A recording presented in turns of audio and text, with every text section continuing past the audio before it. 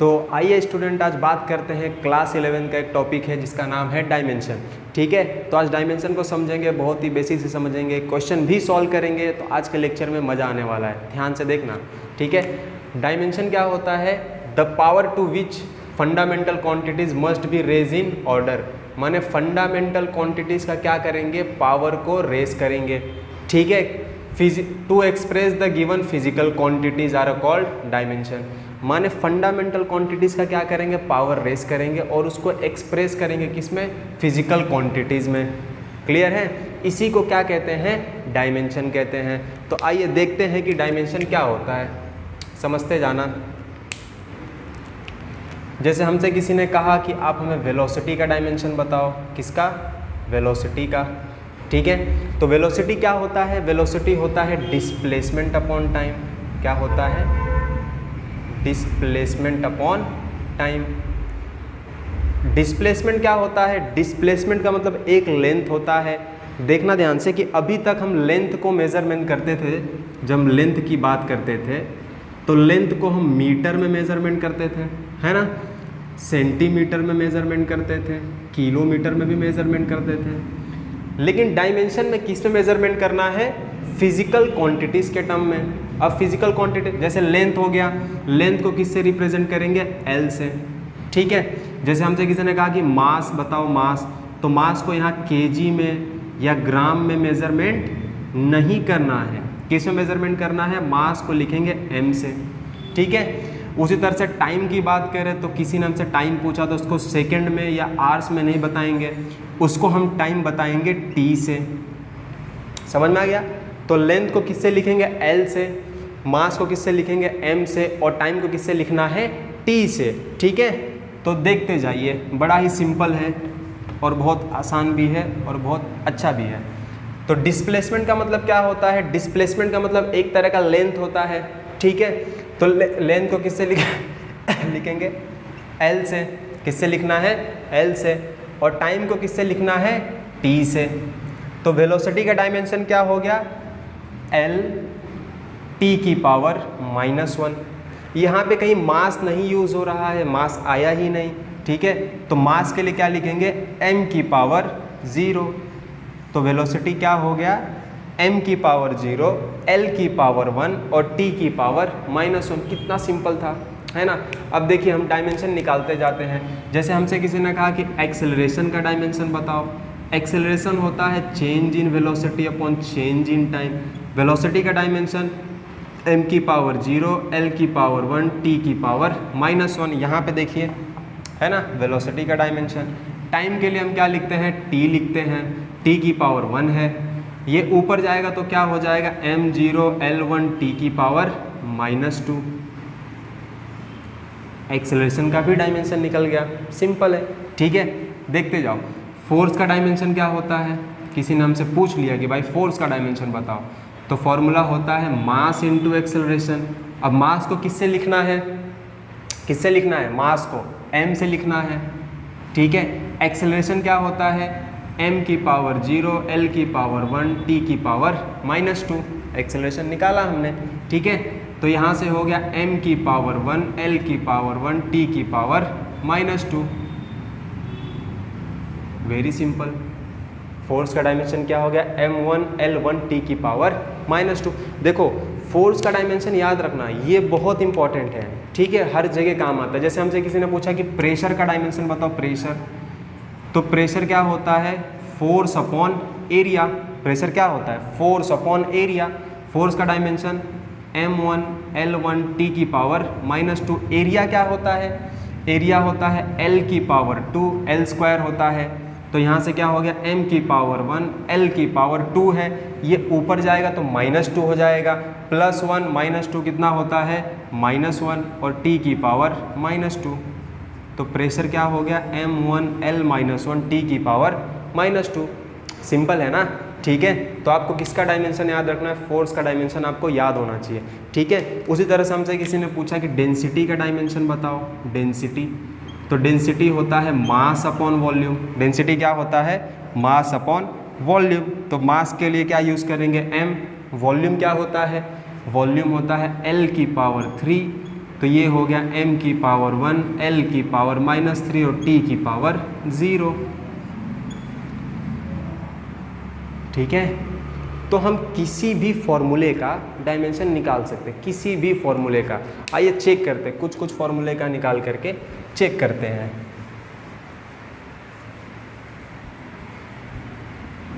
I hope आपको dimension समझ में आ रहा होगा। डायमेंशन क्या होता है बच्चों? डायमेंशन जो पार्स है ना, पार्स, ठीक है, m की पावर 0, l की पावर 1, t की पावर -2, ये जो पावर्स है ना, इसी को डायमेंशन कहते हैं। किसको?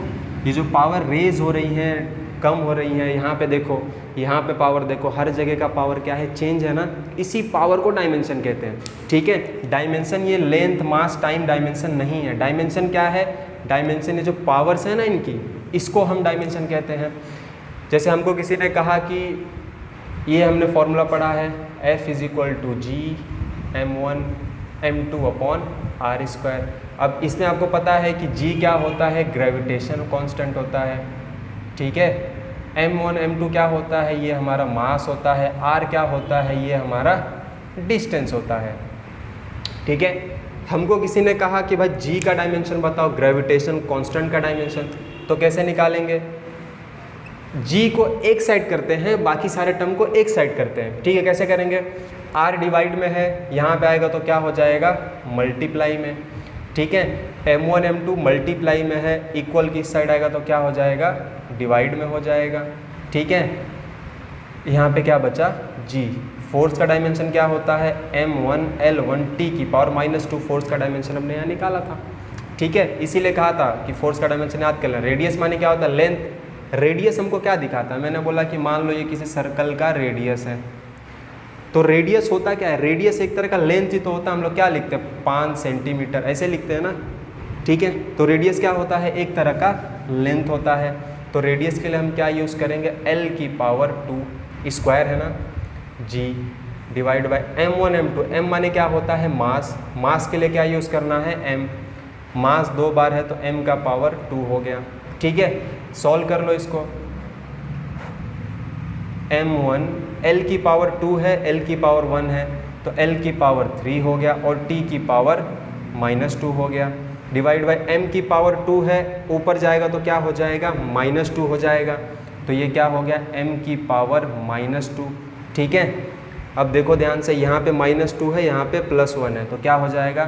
m की पावर -1, l की पावर 3, t की पावर -2। ये हो गया हमारा ग्रेविटेशन कांस्टेंट का डायमेंशन। किसका डायमेंशन है ये? Gravitation constant. समझ में आ रहा है? हम किसी भी फॉर्मूले का डायमेंशन निकाल सकते हैं, किसी भी फॉर्मूले का डायमेंशन। आप पूछोगे कि सर डायमेंशन तो निकाल रहे, लेकिन इसका कुछ यूज़ भी है कि नहीं है ना? यही क्वेश्चन आ रहा होगा आपके दिमाग में। तो आपको बता दूं, इसके यूज़ बहुत हैं, इसके लिमिटेशंस भी हैं, इसके यूजेस भी हैं। तो आइए इसके यूजेस देखते हैं कि इसका यूजेस कहाँ कहाँ होता है। ये समझ में आया आपको? प्रेशर का dimension, density, acceleration, force, G का डायमेंशन हमने निकाला। ठीक है, इसके पहले वेलोसिटी का डायमेंशन निकाला था। आपके पास जो भी फॉर्मूले हैं आप उसका डायमेंशन निकाल सकते हैं। ठीक है, मैं मिटा रहा हूँ।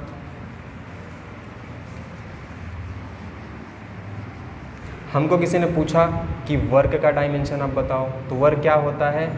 वर्क होता है फोर्स इनटू डिस्प्लेसमेंट। क्या होता है? Force into displacement. फोर्स का डायमेंशन क्या होता है? m1 l1 t की पावर -2। डिस्प्लेसमेंट क्या होता है? लेंथ होता है, तो हमने लिखा l। ये क्या हो गया? m1 l की पावर 2 t की पावर -2। वर्क का डायमेंशन निकल गया। ठीक है, वर्क कैसे निकाला? Force into displacement. फोर्स क्या होता है? m1 l1 t की पावर -2। ठीक है, अब हमको ये बात पता है कि वर्क की SI यूनिट क्या होती है? जूल होता है। और एनर्जी की SI यूनिट क्या होती है? वो भी जूल होता है। ठीक है, वर्क की और एनर्जी की SI यूनिट क्या है? सेम है, तो इनका डायमेंशन भी सेम होगा। जैसे हमसे किसी ने कहा कि आप हमें काइनेटिक एनर्जी का डायमेंशन बताइए, तो काइनेटिक एनर्जी क्या होता है? ½ mv²। यही होता है। अब नंबर का कोई डायमेंशन नहीं होता, वो डायमेंशन लेस होता है। ठीक है, कोई भी नंबर है, जैसे हम किसी ने पूछा 4 का डायमेंशन लेस है, कोई यूनिट नहीं है माने डायमेंशन लेस है। मास को क्या लिखेंगे, m से लिखेंगे। वेलोसिटी का क्या करना है, स्क्वायर, तो वेलोसिटी क्या होता है m की पावर 0 l की पावर 1 t की पावर -1, ठीक है। m की पावर 0 l की पावर 1 t की पावर -1 क्या हो गया, m की पावर 1 l की पावर, यहाँ पे देखो इसका स्क्वायर भी करना है, ठीक है। तो ये क्या हो गया, m की पावर 0 l की पावर 2 t की पावर -2, ठीक है। तो m1 l2 t की पावर -2। देखो काइनेटिक एनर्जी का डायमेंशन और वर्क का डायमेंशन सेम आया। आप किसी भी एनर्जी का डायमेंशन निकालेंगे ना तो वो सेम ही आने वाला है, ठीक है। चाहे हमारे पास पोटेंशियल एनर्जी हो तो भी यही डायमेंशन यूज़ होगा। क्लियर है, कोई भी एनर्जी हो वर्क का ही डायमेंशन यूज़ करेंगे। क्लियर है यहाँ तक, आगे बढ़े। अब किसका डायमेंशन निकालें, अब कुछ बचा है डायमेंशन के लिए, बहुत कुछ बचा है। किसका डायमेंशन निकाले, काइनेटिक एनर्जी हो गया। वर्क पावर क्या होता है, work upon time, work upon time. अब वर्क का डायमेंशन क्या होता है, m1 l2 t की पावर -2, टाइम होता है t, ठीक है। तो ये क्या हो गया, m1 l2 t की पावर -1, ये +1 है ना, ऊपर जाके क्या हो जाएगा -1 हो जाएगा, तो माइनस माइनस प्लस हो गया और ये हो गया -3। तो पावर क्या हो गया, m1 l2 t की पावर -3, ठीक है। तो इस तरह से हम किसी भी फॉर्मूले का डायमेंशन आसानी से निकाल सकते हैं। बस आपको लेंथ, मास और टाइम पता होना चाहिए, ठीक है। वेलोसिटी का, फोर्स का, एक्सेलरेशन का, कुछ डायमेंशन आपको पता हो तो आप किसी भी फॉर्मूले का डायमेंशन निकाल सकते हैं। क्लियर है। अब बात करते हैं इसके यूजेस के ऊपर कि इसका यूज़ क्या है। यूजेस, ठीक है। इसका क्या यूज़ है कि हमारे पास कोई भी फॉर्मूला दिया है, ठीक है, वो फॉर्मूला करेक्ट है कि नहीं, इस बात को हम चेक कर सकते हैं, वो फॉर्मूला करेक्ट है कि नहीं। माने यूजेस क्या है कि करेक्टनेस ऑफ इक्वेशन की करेक्टनेस को चेक किया जा सकता है, ठीक है। जैसे हमारे पास एक फॉर्मूला है S = ut + ½ at²। हमसे किसी ने पूछा आप बताओ डायमेंशन के थ्रू, डायमेंशन का फॉर्मूला लगा करके बताओ कि ये सही है कि नहीं है। कैसे बताएंगे, S का माने क्या होता है, डिस्प्लेसमेंट को किसमें मेजरमेंट करते हैं, लेंथ में, तो L की पावर हो गई 1, ठीक है। मास भी 0 है, टाइम भी 0 है। वेलोसिटी क्या होता है, डिस्प्लेसमेंट अपॉन टाइम, माने यहाँ भी m की पावर 0 l की पावर 1 t की पावर -1। इनिशियल वेलोसिटी माने u। अब यहाँ पे क्या है, एक और टर्म दिया हमको t, तो t की पावर t ही रहेगा, टाइम को t से ही डिनोट करेंगे। हाफ का डायमेंशन क्या होगा, हमने भी थोड़ी देर पहले बताया था कि 1/2, कोई भी नंबर है तो डायमेंशन लेस है। एक्सेलरेशन का डायमेंशन क्या होता है, एक्सेलरेशन होता है m0 l1 t की पावर -2, ठीक है।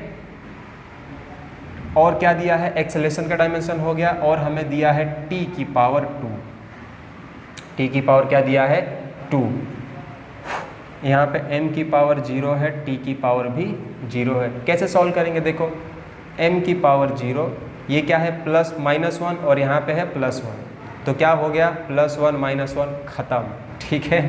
तो ये हो गया l की पावर 0 और t की पावर भी क्या हो गई 0, ठीक है। यहाँ पे देखो m की पावर 0, l की पावर क्या है 1 है, -2 + 2 ख़त्म, ये भी ख़त्म, ठीक है। समझ आ रहा है, ख़त्म हो जा रहा है सब कुछ। तो यहाँ पे क्या हो गया, m की पावर 0, l की पावर 1, t की पावर 0। तो आप देख सकते हैं कि लेफ्ट हैंड साइड और राइट हैंड साइड क्या है, इक्वल है।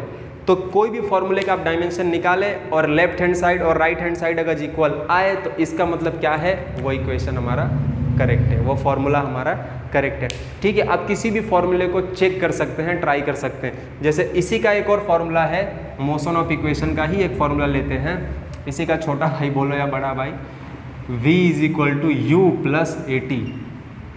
ये फॉर्मूला हमने बहुत पढ़ा था, 9th स्टैंडर्ड में रट रट के पढ़ा है ये फॉर्मूला, ठीक है। v is equal to U plus A T, कहाँ से आया ये भी पता है हमको। अब इसको चेक करेंगे। वेलोसिटी क्या होता है? वेलोसिटी होता है m की पावर 0, l की पावर 1, t की पावर -1। v माने फाइनल वेलोसिटी, u माने इनिशियल वेलोसिटी, है तो दोनों ही वेलोसिटी। तो m की पावर 0, l की पावर 1, t की पावर -1। एक्सेलरेशन क्या होता है? m की पावर 0, l की पावर 1, t की पावर -2। और यहाँ पे हमारे पास बचा एक अकेला टाइम, ठीक है, एक सिंगल टाइम भी बचा है। ध्यान देना, ये बॉक्स बना के लिख लेना, ये बड़ा मिस्टेक होता था, ठीक है, पहले, अब नहीं होता है। क्या बचा? m की पावर 0, l की पावर 1, t की पावर -1। यहाँ देखो m की पावर 0, l की पावर 1, t की पावर -1, ठीक है। यहाँ पे क्या बचा? -2 t की, देखो m की पावर तो 0 है, l की पावर 1 है, t की पावर -2 है और यहाँ पे t की पावर 1 है। तो -2 + 1 क्या हो गया? -1। देखो लेफ्ट हैंड साइड और राइट हैंड साइड दोनों ही क्या है? इक्वल है। इसका मतलब ये फॉर्मूला भी हमारा करेक्ट है, ठीक है। समझ में आया? देखोगे, देखो ध्यान से देखो, देख लिया? हम मिटाते हैं इसको।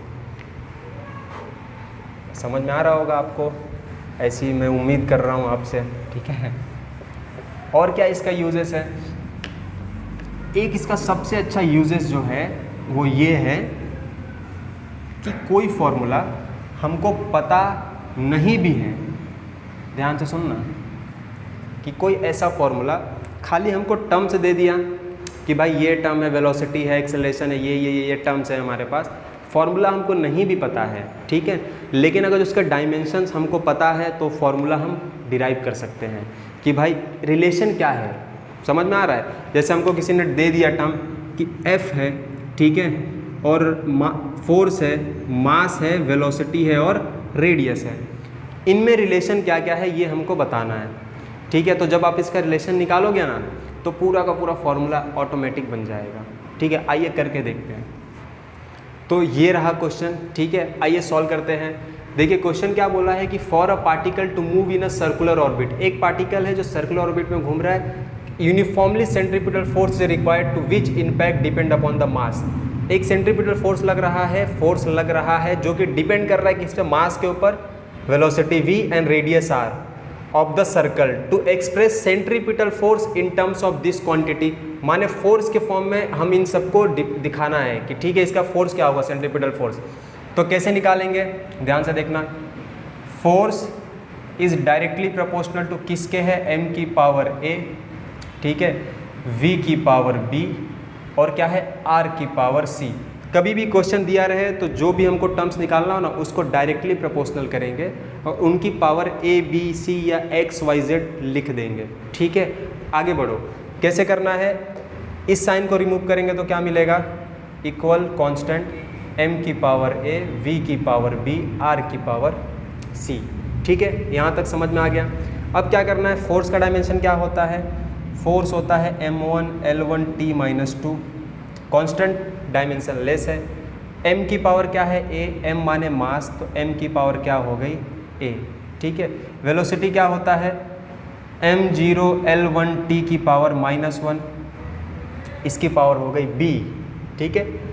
r माने लेंथ, r माने रेडियस, रेडियस का माने लेंथ, तो लेंथ को लिखा l, l की पावर है c। यहाँ तक क्लियर है? कुछ नहीं किया, डायरेक्टली प्रोपोर्शनल करके पावर ए बी सी लिखा, साइन को रिमूव किया, कांस्टेंट लिखा और फोर्स का डायमेंशन, मास का, वेलोसिटी का और रेडियस का डायमेंशन हमने नोट कर दिया, ठीक है। बस डायमेंशन को लिख दिया। अब आगे बढ़ो, कैसे करेंगे? देखिए यहाँ पे मैं एक बार फिर से लिख देता हूँ, m1 L1 T की पावर -2 और क्या है? m है, तो m की पावर हो गई a। उसके बाद दिया है हमको क्या? वेलोसिटी, तो m की पावर 0, l की पावर 1, t की पावर -1 की पावर b और क्या दिया है? l, l की पावर दिया है c, ठीक है। यही हमको दिया हुआ था। कैसे सॉल्व करेंगे? देखो m की पावर क्या है? a है, m की पावर क्या है? a है। लेंथ देखो हमारे पास दो बार है, एक लेंथ की पावर है b और लेंथ की पावर है c। तो हम इसको इस तरह से लिखेंगे कि जब हमारे पास बेस सेम हो तो पावर को क्या करते हैं? ऐड कर देते हैं। तो L क्या हो गया? लेंथ हो गया b + c बराबर हमारे पास देखो बेस सेम है, नीचे भी l है, वहाँ भी l है, और l की पावर है b और c। तो बेस सेम है तो हमने पावर को क्या किया, ऐड कर दिया, तो हो गया b प्लस सी। अब हमारे पास टाइम क्या है t, तो t की पावर है -1 और उसकी पावर है b, तो ऐसे लिखे -b, t की पावर क्या हो गया -b। ठीक है, अब देखो m की power a right hand side में और m की पावर 1 लेफ्ट हैंड साइड में, तो इसको इस तरह से लिख सकते हैं क्या, a की पावर 1 लिख सकते हैं। ठीक है, हमने दोनों को इक्वेट कर दिया बराबर। यहाँ पे क्या है l की पावर b प्लस सी और यहाँ पे क्या है l की पावर 1, तो हमने लिखा b plus C equal to 1 बराबर है। यहाँ पे क्या है t की पावर है -b और यहाँ पे है -2, तो हमने लिखा कि -b इक्वल टू -2। ठीक है, माइनस माइनस कैंसिल, तो b इक्वल टू 2, तो b की वैल्यू क्या मिल गई हमको 2, a की वैल्यू मिली 1, b की वैल्यू मिली 2। c की वैल्यू क्या निकाले, कैसे निकालेंगे, देखो c है इक्वल टू 1 प्लस b है, वहाँ गया तो 1 माइनस b बराबर। अब b की वैल्यू क्या है 2 है, तो 1 माइनस 2, तो a क्या हो गया -1। ठीक है, a की वैल्यू 1, c की वैल्यू -1, b की वैल्यू 2, हमने वैल्यू निकाल लिया। ठीक है, हमने देखो यहाँ पे ये जो लिखा था ना f equal to k m की पावर a v की पावर b r की पावर c। ठीक है, अब पावर क्या है देखते जाओ, m की पावर a है, a की वैल्यू क्या है 1, तो m की पावर 1, v की वैल्यू क्या है b और b की वैल्यू क्या है 2, तो v की पावर 2। r की वैल्यू क्या है, r की पावर c है, c की वैल्यू क्या है -1। ठीक है, यहाँ पे सब कुछ सही है, ये r जो है माइनस में है। ठीक है, इसको प्लस करेंगे तो क्या करेंगे, इसको डिवाइड में लिख लें। तो हमने क्या किया कि k m की पावर 1 लिखो या ना लिखो एक ही जैसा है, v की पावर 2, और क्या किया r को नीचे कर दिया, तो r हो गया हमारा माइनस से प्लस में। तो f is equal to K M V square by R, f is equal to K M V square by R. देखो डायमेंशन का यही लिमिटेशंस है कि ये कांस्टेंट की वैल्यू नहीं बताता, डायमेंशन का ये लिमिटेशंस भी है कि कांस्टेंट की वैल्यू वो नहीं बताता। तो यहाँ पे हम आपको बता रहे हैं कि कांस्टेंट k की वैल्यू क्या है 1 है, k की वैल्यू क्या है 1 है, तो यहाँ पे हमने क्या कर दिया, इसको मिटा दिया। आप 1 लिख भी लो ना भी लिखो, किसी भी चीज़ को 1 से मल्टीप्लाई करोगे तो वही रहेगा। तो आप देख सकते हैं क्या निकल के आया relation, f is equal to M V square by R. ठीक है, यही सेंट्रीपिटल फोर्स होता है। क्या होता है ये सेंट्रीपिटल फोर्स। ठीक है, देखो बड़े प्यार से हमने निकाला है, समझ रहे हो, लिख लो। मैं हट जाता हूँ, ऐसे स्क्रीनशॉट ले लेना, मिटा रहा हूँ मैं। ठीक है, एक और क्वेश्चन सॉल्व करते हैं, एक लास्ट क्वेश्चन जो आप ही के टेक्स्ट बुक का है, आपके ही टेक्स्ट बुक का एक क्वेश्चन है।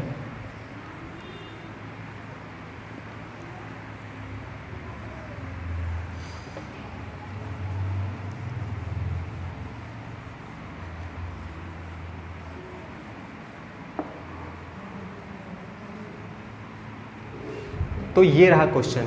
ठीक है, ये हमारा क्वेश्चन है। हमको इस क्वेश्चन में क्या करना है कि the period of T of oscillation simple pendulum of length L दिया है and acceleration due to gravity G दिया है। तो let us derive the relation between T, L and G। हमको क्या करना है, T, L और G के बीच में रिलेशन डिराइव करना है। देखो हमको इसका फॉर्मूला नहीं पता है। ठीक है, तो कैसे डिराइव करेंगे, T is directly proportional to L की पावर A, G की पावर B। ठीक है, डायरेक्टली प्रोपोर्शनल करके हमने उसका पावर लिख दिया। अब क्या करेंगे, T equal to K L की पावर A, G की पावर B बराबर है। अब T माने क्या होता है टाइम, तो T की पावर हो गई 1 और M भी 0 L भी 0। K को 1 सेकेंड के लिए हम भूल जाते हैं कि भाई K हमारे पास नहीं है, उसको लास्ट में लिखेंगे। L माने लेंथ, तो L की पावर क्या हो गई A। G का मतलब क्या होता है, एक्सेलरेशन ड्यू टू ग्रेविटी। अब एक्सेलरेशन क्या होता है, m की पावर 0, L की पावर 1, T की पावर -2, इसका पावर हो गया B। ठीक है, अब देखो क्या करना है, कुछ नहीं करना है, सेम वैसे ही करेंगे। A, B और C की वैल्यू निकालो, m की पावर 0 है, L की पावर भी क्या है 0 है। ठीक है, एल की पावर क्या है 1 है, सॉरी एल की पावर ए है और एल की पावर यहाँ पे क्या है बी है, तो ये क्या हो गया एल की पावर ए प्लस बी, एल की पावर ए प्लस बी। ठीक है, सेम उसी तरह से m 0 है, m को छोड़ दो, t की वैल्यू क्या है -2b, तो t क्या हो गया -2 इंटू बी बराबर l की power a plus B T की पावर -2b। अब देखो l की पावर क्या है a प्लस बी और लेफ्ट हैंड साइड में क्या है l की पावर 0, तो इसको कैसे लिखें a plus B equal to 0 बराबर है a प्लस बी l की पावर क्या है 0, तो a plus B equal to 0। ठीक है, t की वैल्यू क्या है यहाँ पे, t की वैल्यू क्या है -2b और यहाँ पे t क्या है 1, तो -2b इक्वल टू 1।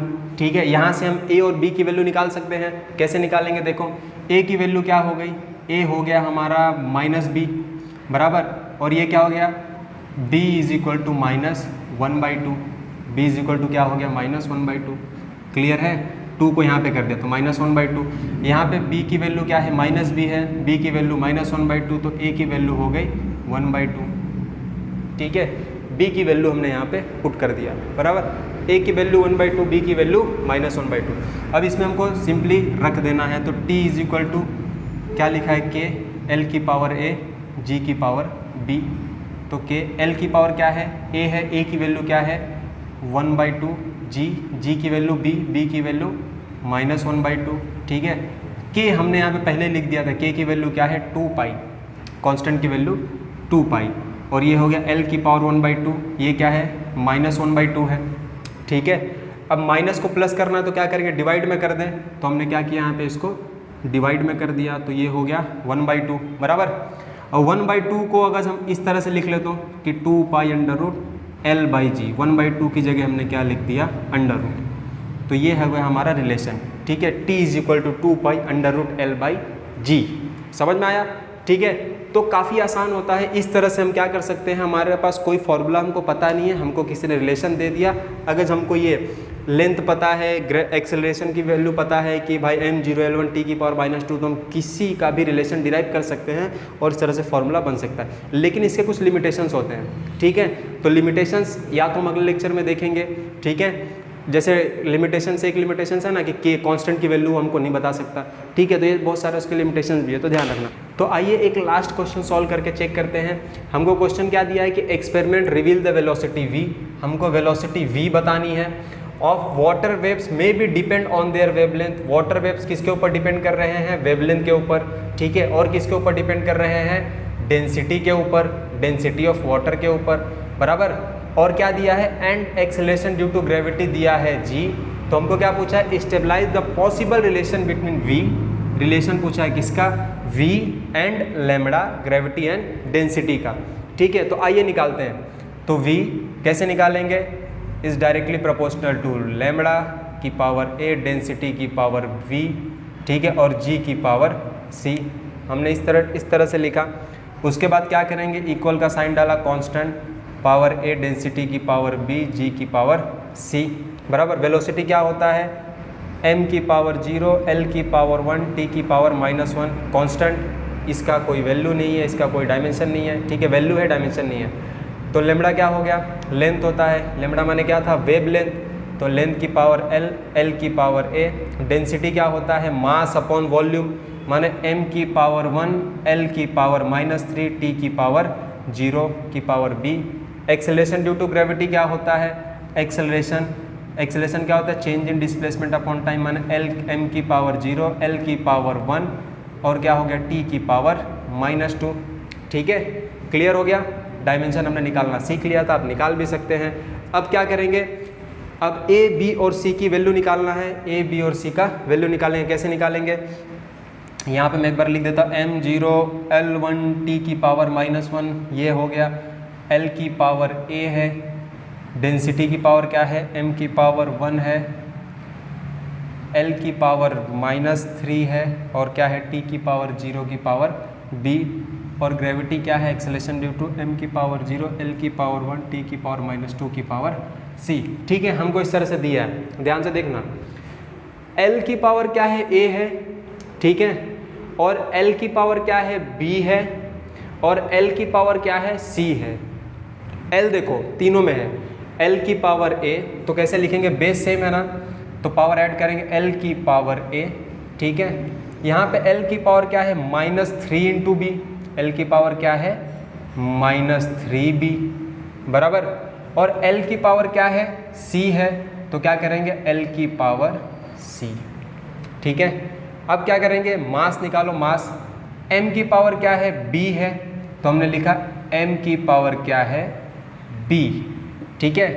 L की पावर ये हो गया, M की पावर निकल गया, बचता क्या हमारे पास, T बचा, तो T की पावर क्या है, T की पावर है B और T की पावर है -2C, तो क्या लिखे, T की पावर क्या है, B -2C, ठीक है।